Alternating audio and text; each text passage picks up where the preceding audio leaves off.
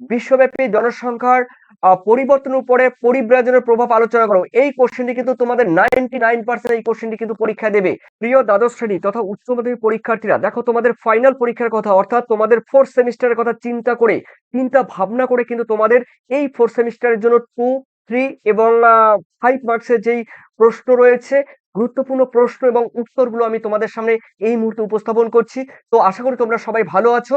তো চলো দেখে নেওয়া যাক তোমাদের এই উচ্চ মাধ্যমিক অর্থাৎ দ্বাদশ শ্রেণীর ফাইনাল পরীক্ষার ফোর্থ সেমিস্টারের জন্য এবারে নিউ সিলেবাসের মধ্যে তোমাদের কোন কোশ্চেনগুলো গুরুত্বপূর্ণ, উত্তর সহকারে তোমরা একবার দেখে নাও। চলো তাহলে দেখে নেওয়া যাক। দেখো তোমাদের রয়েছে দ্বাদশ শ্রেণী, প্রথমেই বললাম দ্বাদশ শ্রেণী রয়েছে। এই দ্বাদশ শ্রেণীর মধ্যে সব থেকে বড় কথা তোমাদের ফোর্থ সেমিস্টার, নিউ সিলেবাসের ফোর্থ সেমিস্টার। এই ফোর্থ সেমিস্টারের মধ্যেই তোমাদের কিন্তু রয়েছে, দেখো আর এখানে দেখো তোমাদের কিন্তু আগে আগে কিন্তু তোমাদের অসংখ্য ভিডিও দিয়েছি, সেগুলো কিন্তু প্লে লিস্ট থেকে তোমরা এক এক করে পরপর তোমরা দেখে আসতে পারো। কারণ ওই কোশ্চেনগুলো অবশ্যই তোমাদের গুরুত্বপূর্ণ, তার কারণ এর আগে কিন্তু যে ভিডিওগুলো দিয়েছি 13 থেকে 14টি ভিডিও, সেগুলো কিন্তু তোমাদের অবশ্যই দেখা দরকার। কারণ তোমাদের ফাইনাল পরীক্ষা ফোর্থ সেমিস্টারের কথা, তোমরা যারা পরীক্ষা দিতে চলছো তোমাদের কথা চিন্তা করে কিন্তু এই পিডিএফ সাজেশন তৈরি করা হয়েছে। চলো দেখে নেওয়া যাক।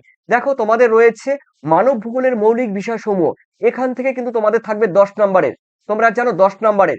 তো প্রথম কোশ্চেনের মধ্যেই রয়েছে, দেখো প্রথম কোশ্চেন, এটি কিন্তু 1 নম্বরের কোশ্চেন রয়েছে। দেখো জনাকীর্ণতা এবং জনস্বল্পতার সংজ্ঞা দাও। দেখো জনাকীর্ণতা মানে কথার মানে হলো ওভার পপুলেশন, আর জনস্বল্পতা কথার মানে হলো আন্ডার পপুলেশন। অর্থাৎ জনস্বল্পতা বা জনবিরল কাকে প্রথমে রয়েছে দেখো জনস্বল্পতা, এটা দেখে নাও। জনস্বল্পতা কাকে বলে? দেখো কোনো দেশ বা কোনো অঞ্চলের জনসংখ্যা সেই দেশের প্রাকৃতিক সম্পদের তুলনায় যদি কম হয়, তখন সেই জনসংখ্যাকে বলা হয় জনস্বল্পতা। তোমরা বলতে পারো রাশিয়া, তোমরা বলতে পারো অস্ট্রেলিয়া, ঠিক আছে? এই সমস্ত দেশে প্রাকৃতিক সম্পদ প্রচুর রয়েছে, ঠিক আছে?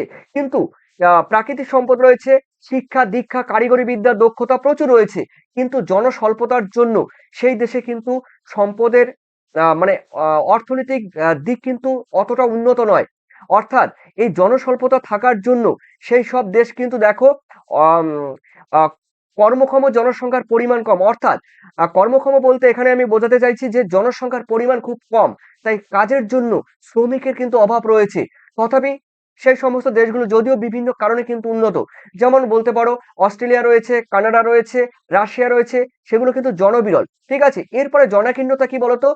মানে জনাকীর্ণতা দেখো কোনো দেশ বা কোনো অঞ্চলের জনসংখ্যা যদি সেই দেশের প্রাকৃতিক এবং সাংস্কৃতিক সম্পদের তুলনায় বেশি হয়। দেখো প্রাকৃতিক সম্পদ বলতে রয়েছে তোমার মৃত্তিকা বলতে পারো, তারপরে কৃষি জমি বলতে পারো, প্রাকৃতিক মানে উদ্ভিদ বলতে পারো, খনিজ সম্পদ বলতে পারো। হ্যাঁ, এগুলো দেখো এগুলো কিন্তু পরিমাণ কম কিন্তু লোক সংখ্যা বেশি, তখন সেই জনসংখ্যাকে বলা হয় কি বলতো? Over population. ওকে, তো সেগুলো রয়েছে তোমাদের। তো এরপরে রয়েছে দেখো তোমাদের সেকেন্ড কোশ্চেনের মধ্যে রয়েছে ভারতের নগরায়নের সমস্যাগুলো আলোচনা করো। দেখো ভারতের যে নগর, সেই নগরায়নের কিন্তু বিভিন্ন সমস্যা কিন্তু রয়েছে। অপরিকল্পিত নগরায়ন রয়েছে, তারপরে মানুষজনের শহরমুখী প্রবণতা রয়েছে। মানে বেশিরভাগ মানুষ কিন্তু কি বলতো শহরের দিকে যেতে চায় বিভিন্ন কাজের জন্য, শিক্ষার জন্য। পরিকাঠামোর অভাব রয়েছে, এগুলো পরিবহন সমস্যা রয়েছে, স্বাস্থ্য সমস্যা রয়েছে, শিক্ষা সংক্রান্ত সমস্যা রয়েছে, এগুলো। এর পরের কোশ্চেন দেখো তোমাদের রয়েছে কাম্য জনসংখ্যার চেয়ে কম বা বেশি জনসংখ্যার প্রভাবগুলো উল্লেখ করতে হবে। দেখো রয়েছে দুটি প্রভাব দিয়েছি 2 নম্বরের। এরপরে রয়েছে খুবই গুরুত্বপূর্ণ আরেকটি কোশ্চেন, পৃথিবীব্যাপী অসম জনবন্টনের কারণ কি, কিংবা জনসংখ্যার অসম বন্টনের কারণগুলি তোমাদের উল্লেখ করতে হবে। দেখো রয়েছে পৃথিবীর বিভিন্ন দেশে কিন্তু জনসংখ্যার বন্টন কিন্তু বিভিন্ন টাইপের। দেখো কোনো কোনো অঞ্চলের জনসংখ্যার পরিমাণ কম, কোনো অঞ্চলের জনসংখ্যার পরিমাণ বেশি। এর কারণ দেখো অবস্থানগত রয়েছে, তারপরে ভূপ্রকৃতির বন্ধুরতা রয়েছে, সমতল ভূভাগ রয়েছে, জলবায়ু রয়েছে, তারপরে শিলা এবং মৃত্তিকার প্রকৃতি রয়েছে, জলের প্রাপ্যতা রয়েছে, উদ্ভিদের বন্টন রয়েছে। এরপরে গুরুত্বপূর্ণ আরেকটি কোশ্চেন, জনঘনত্ব এবং মানুষ জমির অনুপাতের পার্থক্য তোমাদের উল্লেখ করতে হবে। খুবই খুবই গুরুত্বপূর্ণ একটি কোশ্চেন তোমাদের, ঠিক আছে? খুবই গুরুত্বপূর্ণ একটি কোশ্চেন। এরপরে রয়েছে দেখো তোমাদের বিশ্বব্যাপী জনসংখ্যার পরিবর্তনের উপরে পরিব্রাজনের প্রভাব আলোচনা করো। এই কোশ্চেনটি কিন্তু তোমাদের 99% এই কোশ্চেনটি কিন্তু পরীক্ষা দেবে। অর্থাৎ বিশ্বব্যাপী জনসংখ্যার যে পরিব্রাজন, পরিব্রাজন এখানে মাইগ্রেশন, মাইগ্রেশন কথার অর্থ হলো দেখো কোনো দেশ বা কোনো অঞ্চলের জনসংখ্যা যখন এক জায়গা থেকে অন্য জায়গায় কিংবা এক দেশ থেকে যখন অন্য দেশে স্থানান্তরিত হয় তখন তাকে পরিব্রাজন বলে। অথবা বলতে পারো কোনো দেশ বা কোনো অঞ্চলের জনসংখ্যা নিজের প্রশাসনিক অঞ্চল থেকে যখন অন্য কোনো প্রশাসনিক অঞ্চলে গমন করে বা স্থানান্তরিত হয় তখন তাকে বলা হয় পরিব্রাজন। এই পরিব্রাজনের প্রভাব আলোচনা করতে হবে। বিশ্বব্যাপী জনসংখ্যার পরিবর্তন, দেখো বিশ্বব্যাপী জনসংখ্যা কিন্তু পরিবর্তন হচ্ছে।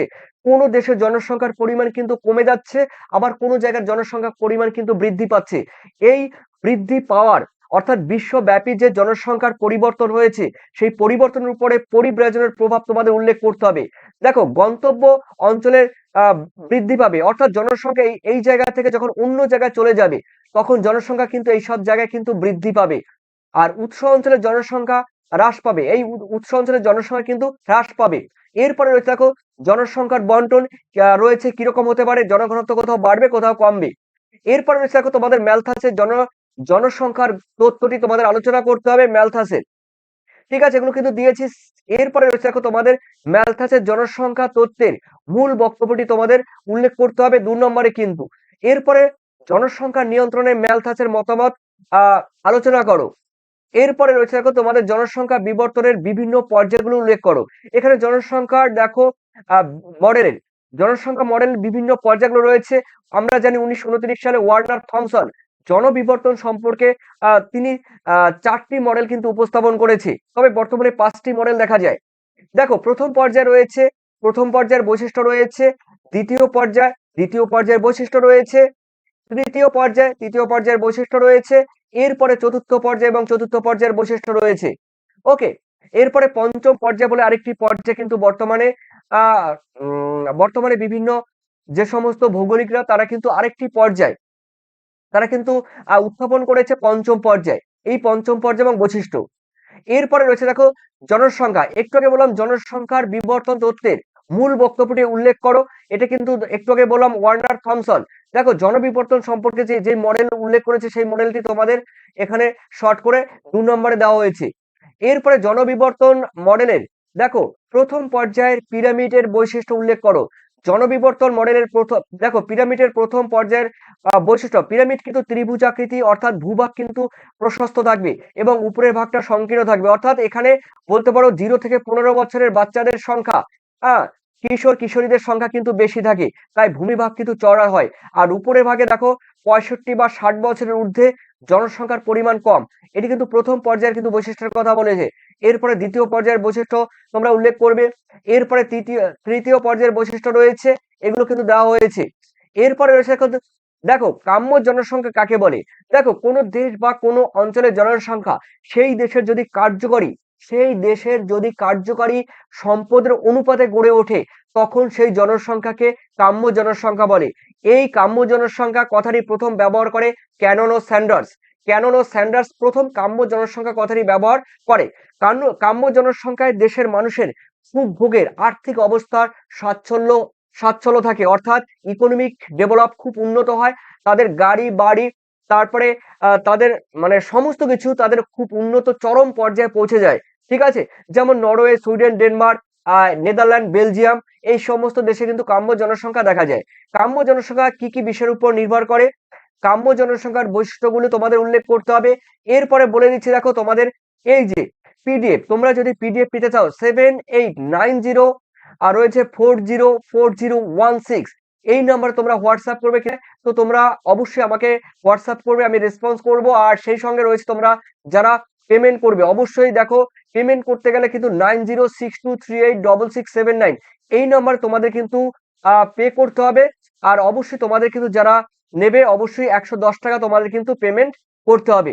ওকে, এরপরে আমি দেখে নিচ্ছি তোমাদের পরে কোশ্চেন। ভুলবশত কিন্তু আমি 115 টাকা বলে ফেলতে পারি, তোমরা কিন্তু বলবে 110 টাকার কথা, কারণ পিডিএফ এ আমি তাই উল্লেখ করেছি। এরপরে দেখো কাম্য জনসংখ্যা নির্ধারণের সূত্রগুলো কি কি। অবশ্যই তোমরা কর্মসংস্থানের সুযোগ থাকে, পরিমিত খাদ্য গ্রহণ থাকে, খাদ্যের জন্য ব্যয়, নির্ভরতার হার কম, তারপরে মেধাভিত্তিক শ্রম বিভাজন, বিজ্ঞানসম্মত সম্পদের ব্যবহার, এগুলো। এরপরে রয়েছে দেখো তোমাদের আহ রয়েছে অপটিমাম পপুলেশন, মানে জনসংখ্যার অভিক্ষেপ। দেখো জনসংখ্যার অভিক্ষেপ কি বলতো, কোন দেশ বা কোন অঞ্চলের জনসংখ্যা ভবিষ্যতে বৃদ্ধি পেতে পেতে কোথায় গিয়ে পৌঁছাবে তার আগাম পূর্বাভাস দেওয়াকেই বলা হয় জনসংখ্যার অভিক্ষেপ। ধরো আমি বলতে পারি 2031 সালে 2031 সালে ভারতবর্ষের জনসংখ্যা হবে ধরো 170 কোটি, ঠিক আছে। ভারতবর্ষের জনসংখ্যা কত হবে? 100, এখন ধরো আছে 150 কোটি। আজকের কথা বলছি, আজকে ধরো জনসংখ্যা ভারতের 150 কোটি রয়েছে। 2031 সালের জনসংখ্যা কিন্তু আহ হ্যাঁ 165 থেকে 170 কোটিতে পৌঁছাবে। অর্থাৎ এই যে আমি যে আগাম একটি পূর্বাভাস দিয়েছি, সেটি কিন্তু জনসংখ্যার অভিক্ষেপ। ধরো তুমি পরীক্ষা দিয়েছো, পরীক্ষা তোমার কোনো সাবজেক্টে খুব ভালো হয়েছে, তুমি সেই সাবজেক্টে কিন্তু তুমি 90 পাবে। এটা কিন্তু তোমার একটা আগাম চিন্তা ভাবনা যে তুমি এই সাবজেক্টে পরীক্ষা দিয়েছো, সরি, এই সাবজেক্টে তুমি 90 পাবে। হয়তো বা সেখানে 89 পেতে পারো, কিংবা সেখানে 92 পেতে পারো, কিন্তু তোমার একটি অ্যাপ্রক্স ধারণা যে তুমি পরীক্ষা দিয়েছো তুমি 90 পাবে। তো সেটি হলো কিন্তু জনসংখ্যার অভিক্ষেপ, বা বলতে পারো জন অভিক্ষেপ। সেটি হলো জনসংখ্যার অভিক্ষেপ। তোমার নাম্বারের ক্ষেত্রে তুমি বলতে পারো নাম্বার অভিক্ষেপ, তুমি বলতে পারো তোমার নাম্বার অভিক্ষেপ। আর আমি বললাম কি জনসংখ্যার অভিক্ষেপ। ভবিষ্যতে জনসংখ্যা বৃদ্ধি পেতে পেতে কোথায় গিয়ে পৌঁছাবে তার আগাম পূর্বাভাসই হলো জনসংখ্যার অভিক্ষেপ। জনসংখ্যা নীতির প্রয়োজনীয়তাগুলো কি কি? দেখো জনসংখ্যা নীতির প্রয়োজনীয়তাগুলো কি কি সেগুলো কিন্তু পয়েন্ট আকারে দিয়েছি। এরপরে প্রথমে একটি কোশ্চেন দিয়েছিলাম, দেখো জনাকীর্ণতা এবং জনস্বল্পতার মধ্যে পার্থক্য কি, এই কোশ্চেনটি কিন্তু আমি দিয়েছিলাম, ঠিক আছে। এটা কিন্তু আগেরটি কিন্তু ছিল তোমাদের কাকে বলে সংজ্ঞা, আর এটা পার্থক্য। প্রথমে সংজ্ঞা দিয়েছি দেখো, তারপরে জনঘনত্ব দিয়েছি। জনঘনত্ব, জনাকীর্ণতায় জনঘনত্ব বেশি, জনস্বল্পতায় কম। তারপরে রয়েছে দেখো সম্পদের ব্যবহার সীমিত, সম্পদের ব্যবহার অপব্যবহৃত হয়। আর অর্থনীতির প্রভাব দিয়েছি, ফলাফল দিয়েছি, উদাহরণ দিয়েছি। এরপরে রয়েছে দেখো বিশ্বব্যাপী জনবন্টনের পরিব্রাজনের প্রভাব। দেখো পরিব্রাজনের প্রভাব কিন্তু একটি কোশ্চেন তোমাদের দিয়েছিলাম, সেই কোশ্চেন আর এই কোশ্চেনটি পুরো সেম। ওকে, দেখো বিশ্বব্যাপী জনবন্টনের পরিব্রাজনে কি কি প্রভাব পড়তে পারে। ইউরোপ থেকে অন্যান্য দেশে পরিব্রাজন ঘটে, পাকিস্তান থেকে ভারতে পরিব্রাজন ঘটে, বাংলাদেশ থেকে ভারতে পরিব্রাজন ঘটে। এর ফলে কি কি হতে পারে তোমরা জানো। 1970 থেকে 71 সালের দিকে প্রচুর পরিমাণে পূর্ববঙ্গ থেকে আমাদের পশ্চিমবঙ্গে, অর্থাৎ আমাদের ভারতবর্ষে প্রচুর পরিমাণে পূর্ববঙ্গ থেকে বিভিন্ন শরণার্থীরা কিন্তু আমাদের ভারতবর্ষে আগমন ঘটেছে। এর ফলে কিন্তু আমাদের ভারতবর্ষের জনসংখ্যা প্রচুর প্রচুর পরিমাণে বেড়ে গেছে। শুধু পূর্ববঙ্গ থেকেই নয়, পাকিস্তান থেকে প্রচুর পরিমাণে, আফগানিস্তান থেকে প্রচুর পরিমাণে, শ্রীলঙ্কা থেকে প্রচুর পরিমাণে কিন্তু পরিব্রাজন ঘটেছে। এর ফলে আমাদের জনসংখ্যা কিন্তু দেখা গেল 20 থেকে 30 কোটি জনসংখ্যা কিন্তু বৃদ্ধি পেয়েছে। এরপর দেখো শ্রীলঙ্কা থেকে আগমন ঘটেছে, আফ্রিকার বিভিন্ন দেশ থেকে কিন্তু আহ আফ্রিকার বিভিন্ন দেশ থেকে প্রতিবেশী দেশে কিন্তু পরিব্রাজন ঘটে। তিব্বত থেকে কিন্তু আমাদের ভারতবর্ষে প্রচুর পরিমাণে পরিব্রাজন ঘটেছে। এরপরে দেখো মানুষ জমির অনুপাত কাকে বলে, কাম্য জনসংখ্যার কাকে বলে, দুটি উদাহরণ দাও। দেখো শূন্য জনসংখ্যা কাকে বলে। শূন্য জনসংখ্যা, দেখো কোন দেশ বা কোন অঞ্চলের জনসংখ্যা যখন হ্রাস বৃদ্ধি সমান সমান থাকে, তখন সেই জনসংখ্যাকে শূন্য জনসংখ্যা বলে। অর্থাৎ কোন দেশ বা কোন অঞ্চলের জনসংখ্যা আদর্শ আদর্শ অবস্থায় স্থির থাকে, অর্থাৎ কোনো হ্রাস বৃদ্ধি হয় না। অর্থাৎ বছরে 1000 জন মানুষের জন্ম হলে 1000 জন মানুষের মৃত্যু হয়, সেই জনসংখ্যাকে শূন্য জনসংখ্যা বলা হয়। নরওয়ে, সুইডেন, ডেনমার্ক, এই সমস্ত দেশে কিন্তু শূন্য জনসংখ্যা দেখা যায়। এরপরে তোমাদের নেক্সট ডে চলবে তোমাদের কিন্তু মানব উন্নয়ন, ঠিক আছে। মানব উন্নয়ন থেকে তোমাদের কিন্তু নেক্সট ডে থাকবে। দেখো যেই সাজেশন তোমাদের সামনে উপস্থাপন করছি, এই সাজেশন কিন্তু সম্পূর্ণ তোমরা একটা পিডিএফ এর মধ্যে পেয়ে যাবে। তার কারণ এই 4th সেমিস্টারে ঠিক সেইভাবে চ্যাপ্টার ওয়াইজ তোমাদের গুরুত্বপূর্ণ কোশ্চেন গুলো অবশ্যই রেখেছি এই পিডিএফ এর মাধ্যমে, কারণ এই পিডিএফ পড়ে তোমাদের বাইরে থেকে আশা করি কোনো কোশ্চেন করার দরকার নেই। এই পিডিএফ এ তোমাদের সহজ সরল ভাষায় কিন্তু আমি লিপিবদ্ধ করেছি। সেই সঙ্গে তোমাদের কিন্তু দেখো চিত্র, দেখো যেগুলো দরকার চিত্র, অবশ্যই সেই চিত্রগুলো কিন্তু তোমরা কিন্তু এই পিডিএফ থেকে তোমরা কিন্তু দেখে আসতে পারবে। থ্যাংক ইউ, তোমরা ভালো থাকবে, সুস্থ থাকবে। আর তোমাদের অবশ্যই তোমাদের মূল্যবান কমেন্ট করে জানিয়ে দিও। Thank you.